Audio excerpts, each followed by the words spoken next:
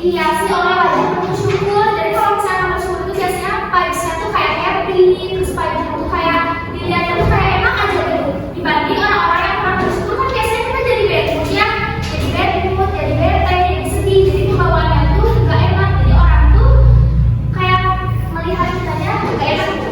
Nah, selanjutnya ada terlihat lebih rupawan. Menurut para pakar psikologis, orang yang bersyukur akan memiliki wajah yang selalu tersenyum menjalani hidup, dan orang yang selalu tersenyum itu menambah kecantikan dan ketampanan. Coba kalian semua senyum, senyum coba, senyum. Kan kejadian kalian kayak sini, terus cantik tinggal. Nah, selanjutnya awet muda dan terjaga.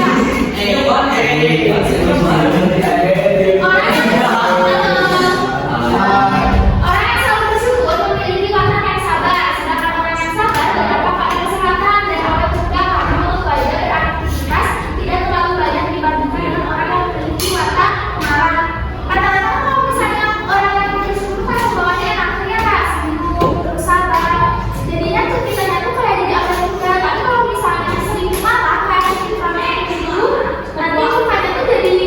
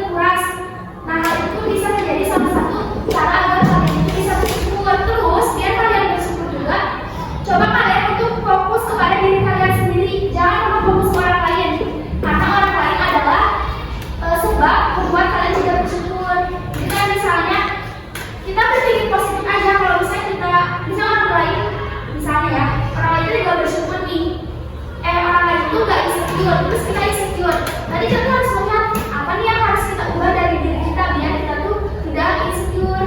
Dan kita lihat dari sisi orang lain pun bisa tidak insecure penuh dengan proses untuk menunjukkan ke orang lain bahwa bisa dia juga nggak insecure. Jadi kalian tuh bakal penuh dengan bersyukur ketika kalian berpikir positif dan melihat proses-proses yang sudah kalian ikuti. Nah, itu tadi materi yang Ibu jelaskan hari ini. Mungkin sekarang kita akan masuk ke sesi tanya jawab. Nah, siapa di sini